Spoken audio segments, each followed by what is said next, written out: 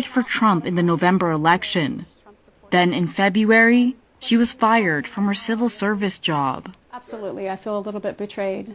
She was among more than 125 people dismissed last month from the Treasury Department's Bureau of Fiscal Service in Parkersburg, West Virginia. There's always that back and forth conversation now. It's like, you knew this was coming, but we didn't. Like, nobody that I've talked to understood the devastation that having this administration in office would do to our lives. No kings, no tyrants, no kings, no tyrants. The cuts have shaken up a community that overwhelmingly voted for Trump. He won West Virginia with 70% of the vote, one of his biggest victories. But the betrayal felt by Pigott, a church-going conservative and three-time Trump voter, comes as political analysts are examining early signs of a possible backlash in Republican strongholds like Parkersburg, where the government-slashing efforts of Trump and Doge are beginning to hit home. Elon Musk has basically taken over our government and has calling the shots, unfortunately, it seems to be. Imagine this. You voted for change, you believed in a leader, and now you're living with the consequences. Welcome to the FAFO movement, where Trump supporters from 2024 are saying, we messed up, and we're not staying quiet about it. Trump voters in West Virginia are finding out, so stick around, because what's happening now could change everything. So in West Virginia, we are renaming Spruce Knob, the highest point in our state, to Trump Mountain. If you didn't know West Virginia, we have a lot of problems. We are number 48 in education and economy. Not to mention, highest death rate of overdoses in all 50 states. A state that has not even 2 million people has the highest death rate in overdoses. And in this Forbes article, they say Jim Justice, our governor, is a coal mining billionaire. He funds a lot of the shit that's ruining the planet as well, but his net worth is $1.5 billion.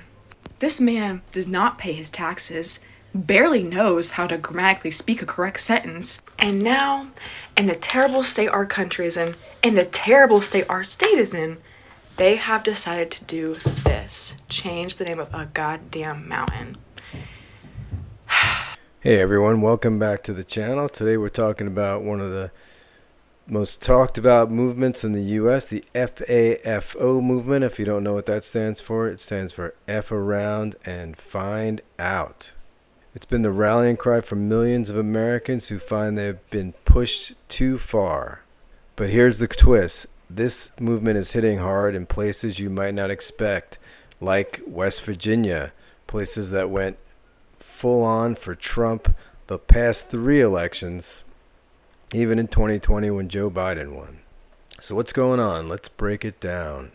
Back in November of 2024, Trump won the election once again, riding a wave of his supporters and many other voters who were voting for the economy. They were voting on the price of eggs, the cost of housing, and what has Trump done? But fast forward to today and something unexpected has happened. Many of those same voters are saying they regret their vote. Why? Well, it all comes down to the economy. The economy has only gotten worse.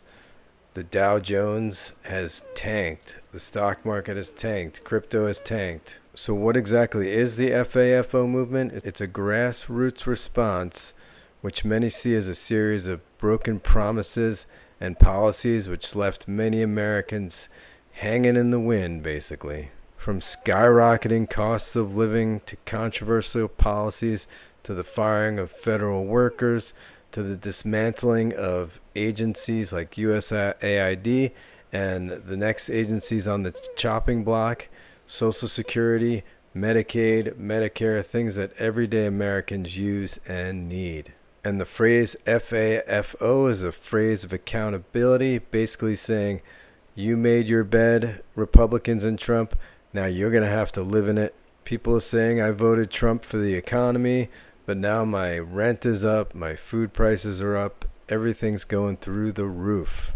Another quote from a Trump voter, I thought he'd bring back jobs, but instead we're dealing with more layoffs and factories closing.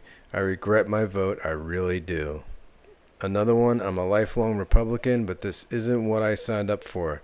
The FAFO movement speaks to me because it's about holding leaders accountable no matter what party they're from. According to recent polls, nearly 40% of Republican voters or Trump voters are starting to regret their vote. That's a huge shift, and it's fueling this movement. But it's not just around economics. Many voters are also frustrated with the device rhetoric and policies that have left the country more polarized than ever. The FAFO movement isn't just about regret, it's about action across the country. People are organizing, protesting, and demanding change. For some Trump voters, it's a wake-up call. They're realizing that voting on loyalty or party lines just isn't enough. You need to get results too. You can't just vote blue or red. You have to vote for who's going to give you the best results. So sad, to see the magnitude of how many people lost everything. Chaos times 1,000. I don't mean to get emotional and stuff, man, but I've seen a lot here. And it's just... West Virginia, my home state, was underwater. Friends were sending me videos of total devastation. But when I turned on the national news, nothing. You absolutely have to beg people to pay attention. It's like, look, we're dying. Hey, we're dead now. This is probably the worst flood that this town has experienced. And from what I was hearing, the government was nowhere to be found either. What kind of help are you expecting to get as time goes on? Well, I don't expect to get anything from the government because they're never here. They never help. Like, I've never got any help. If we want something done, you got to do it by yourself. FEMA's turned out to be a disaster. I think we're going to recommend that FEMA go away. Do you feel like Donald Trump's got your back? I'm a guy in a U-Haul, dude. If I'm West Virginia FEMA, that paints the picture of how abysmal the response has been. They can't rebuild. They can't. They might not have family, and it's just tough to see the older generation, and they need help. When disasters like this hit, do you assume that help is on the way, or is the assumption that you're going to have to do a lot of this on your own? And I'm talking about, the state government, the federal government. A little bit of both, hoping and having faith in God that there's help on the way, but on the other hand, there's the stress of, knowing that we could easily fall through the cracks and not get any help. Our timber has been taken, our coal has been taken, and the infrastructure has not been built up from the money that has been taken out of here. And I've always been told my whole life that West Virginia was the richest state with the resources, but with the poorest people. Historically, this has been at or near the top of the most impoverished places in the country.